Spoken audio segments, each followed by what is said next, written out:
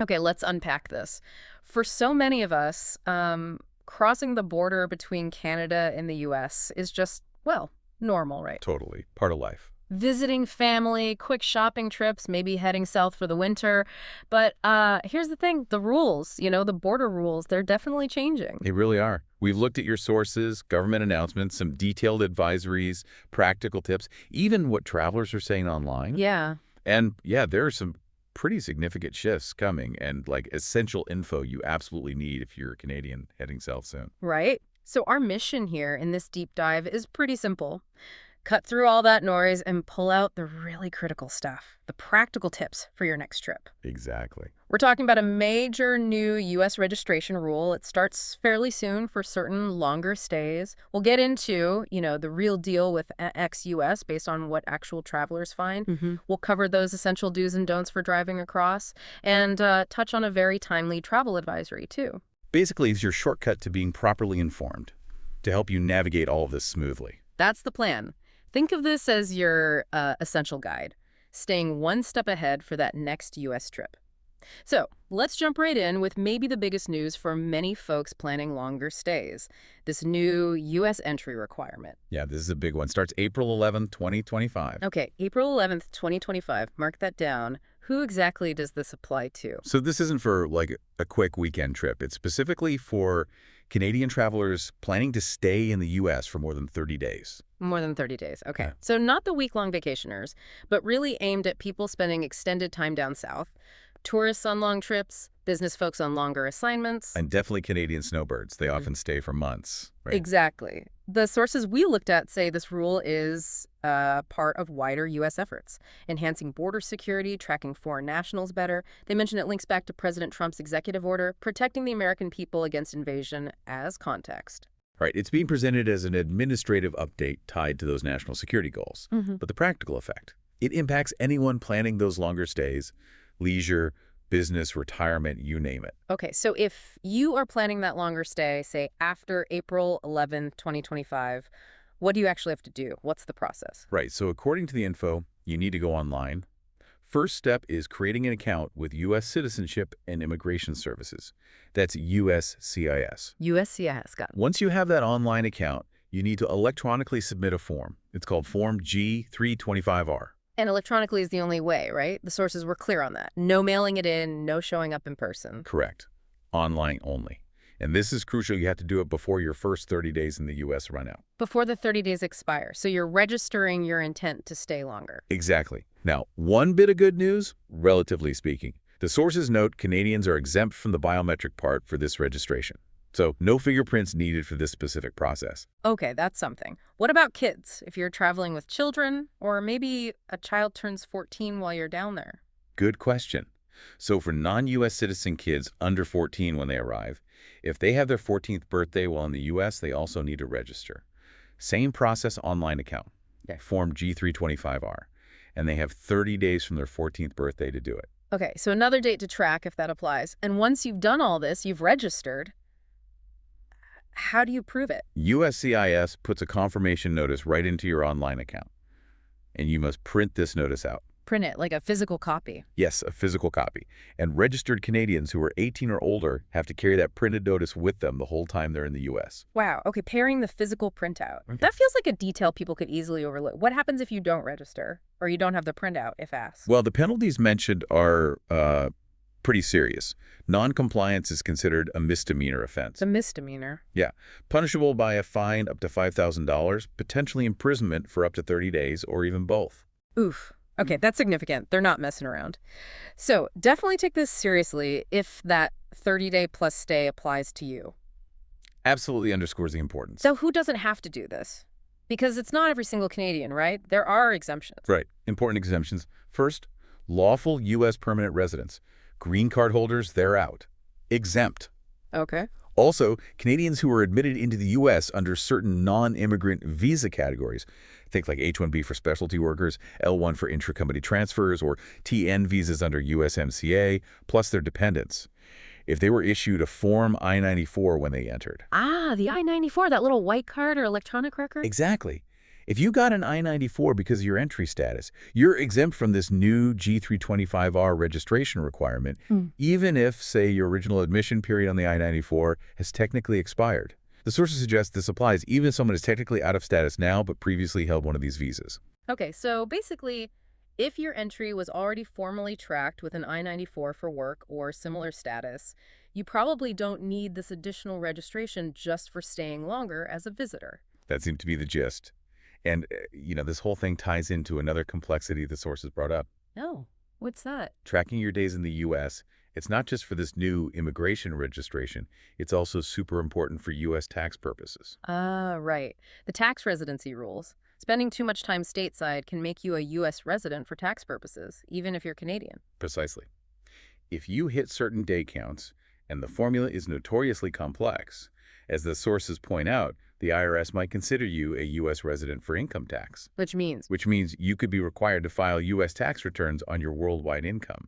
That gets complicated fast, and the penalties for getting it wrong can be huge. okay, so planning a stay longer than 30 days now means, one, this new registration process kicks in from April 2025, and two, it's a strong reminder to be really careful about tracking your days because of potential complicated U.S. tax implications down the line. Yeah, it adds definite layers of admin and awareness needed for those extended visits.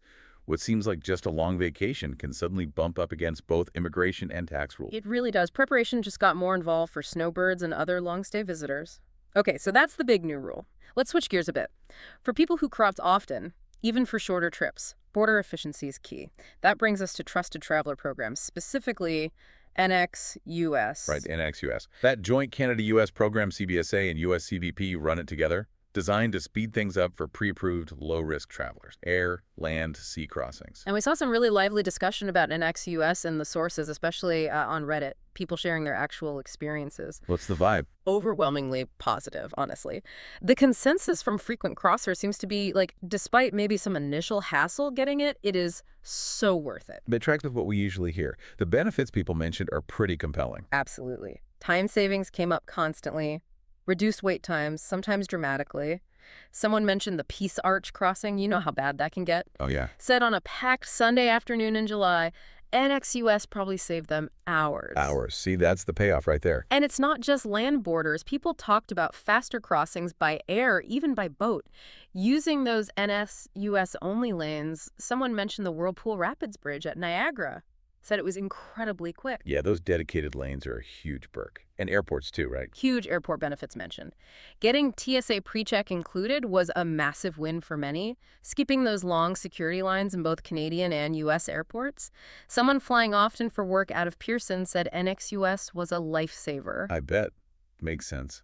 Less stress too, maybe. Yeah, a business traveler mentioned feeling less scrutinized, fewer questions, less chance of being sent to secondary inspection. They put it pretty bluntly, actually.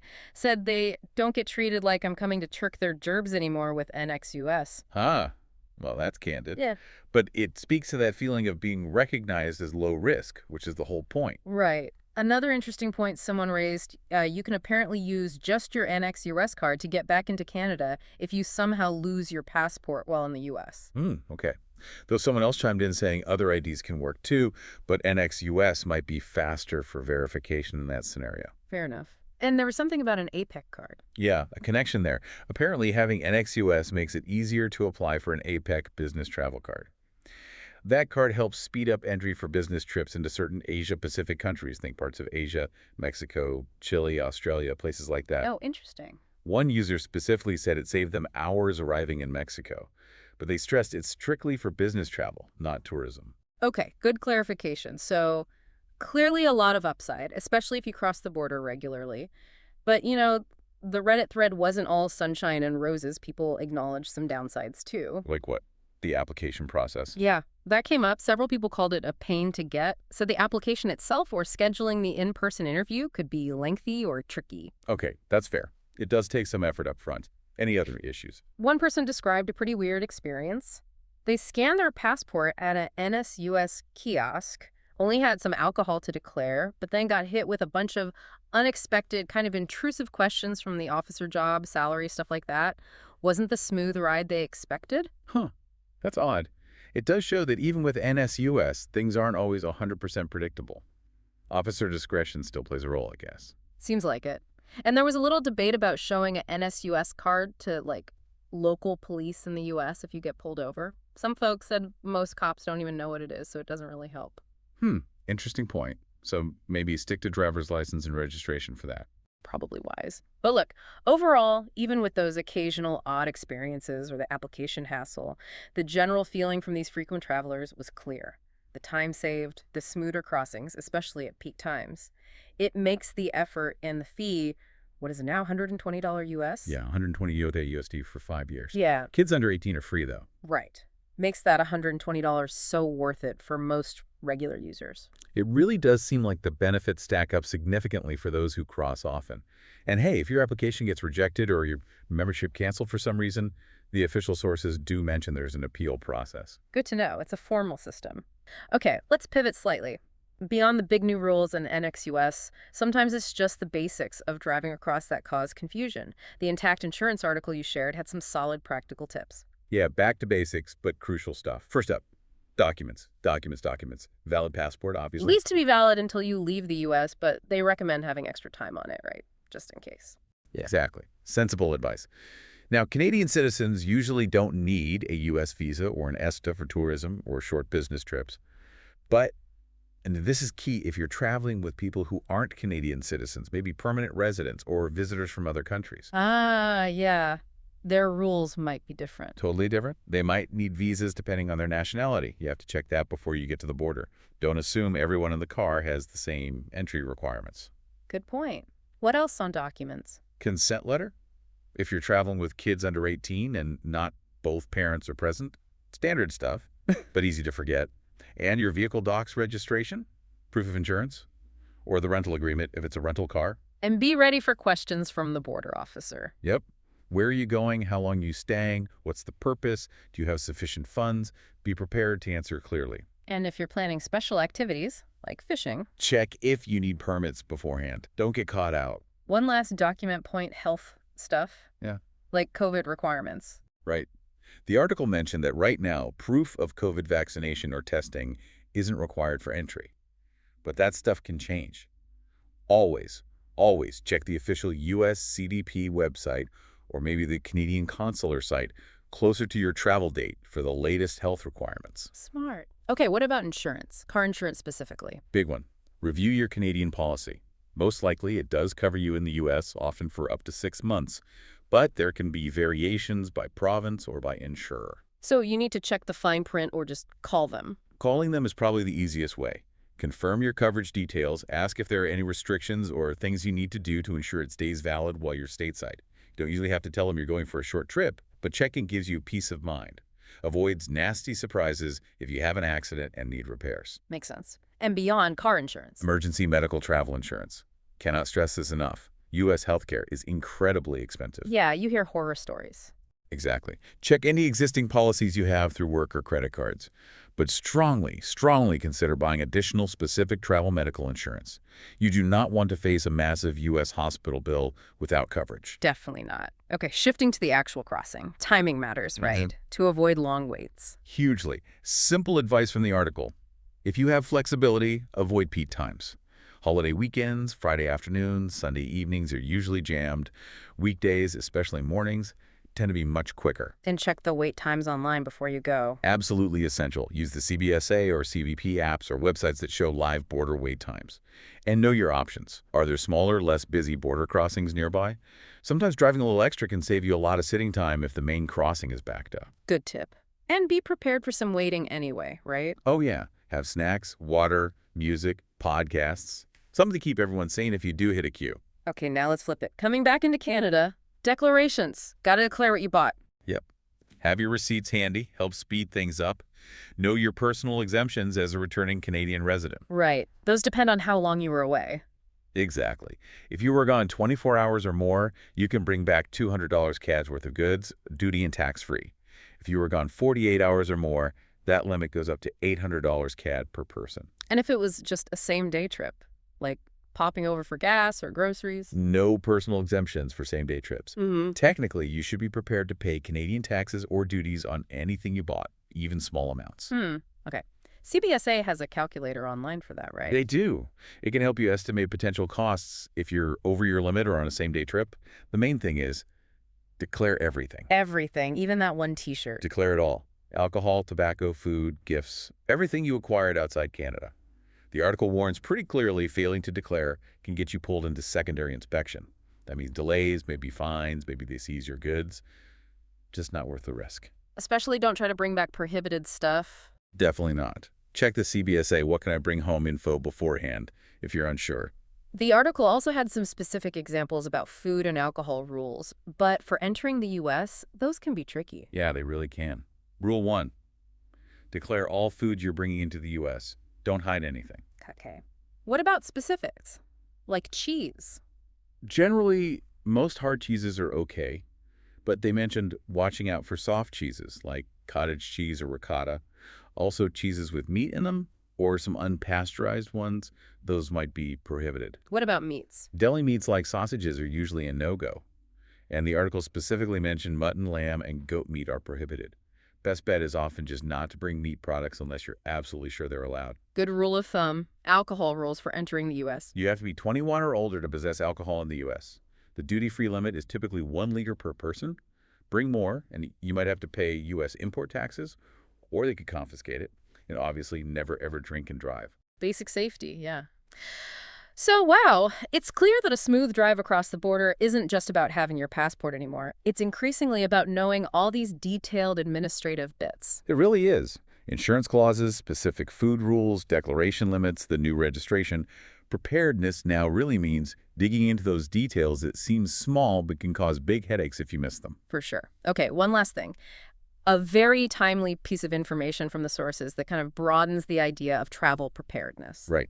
On June 11th, 2025, so very recently, the U.S. Department of State issued a travel advisory specifically for Canada. A travel advisory for Canada. From the U.S., what level was it? That sounds unusual. It was a level 1 advisory. That's the lowest level, basically meaning exercise normal precautions. The advisory itself even states Canada is generally a safe destination. Okay, level 1, exercise normal precautions. So why issue it? What was the reason? The stated reason is Canada's 2025 wildfire season.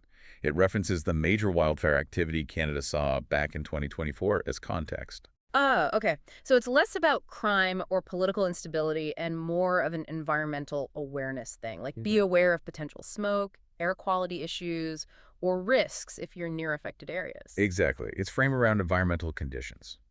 The advisory listed several recommended actions for U.S. citizens who are in Canada or planning to travel here. What sort of things? Pretty sensible stuff, actually. Be aware of wildfire conditions where you are. Follow guidance from local Canadian authorities, emergency services, municipalities. Know to dial 911 in an emergency. Standard safety awareness. Yep. They also suggested U.S. citizens review the State Department's Crisis and Disaster Abroad. Page tips on preparing essentials, keeping documents safe, having an emergency plan, even for pets. Okay. Also recommended staying aware of other potential local risks, severe storms, other natural disasters, and signing up for the U.S. Smart Traveler Enrollment Program STEP to get safety alerts and updates from the embassy or consulates. Makes sense. Did it mention Canadian resources? It did. It advised following guidance from the Government of Canada regarding wildfires, before, during, and after an event, and specifically recommended reviewing the official Government of Canada wildfire information page. Good. And health info. Yes, suggested checking the CDC's travel health information page for anything relevant to Canada or returning to the U.S. So this advisory, even though it's just a level 1, it's a really good reminder, isn't it? Travel prep isn't just about border rules and documents. It's also about being aware of the environment you're going into, potential natural events, and knowing where to get reliable safety info. Absolutely. It highlights that dynamic nature of travel. You need the bureaucratic ducks in a row, and you need situational awareness about potential local conditions, whether it's weather or wildfires or anything else. Right. So we've covered a ton in this deep dive, pulling from all those sources. That brand new registration rule coming next April for longer stays. Yep, the G325R. The real-world pros and cons of NEXUS US based on traveler feedback. The so worth it verdict, mostly. Those essential practical tips for driving across insurance, declarations, even cheese rules. Don't forget the cheese rules. And this timely wildfire travel advisory adding another layer to think about. It's really clear, isn't it? Staying informed is just non-negotiable now for Canada-U.S. border travel. What felt routine maybe 5, 10 years ago, it has new steps, new considerations. Small details matter more. Totally agree. So, thinking about everything we've just unpacked, here's a final thought maybe for you to chew on. How do all these evolving rules and programs, the mandatory registrations, the tricky tax stuff for long stays, the trusted traveler programs like NEXUS aiming for efficiency, even environmental advisories, how do they change how we think about being a trusted traveler or even just a well-prepared visitor today? Yeah. Like what parts of crossing the border are actually getting simpler, maybe through tech? And where are these completely new complexities popping up that demand way more attention from us before we even pack our bags?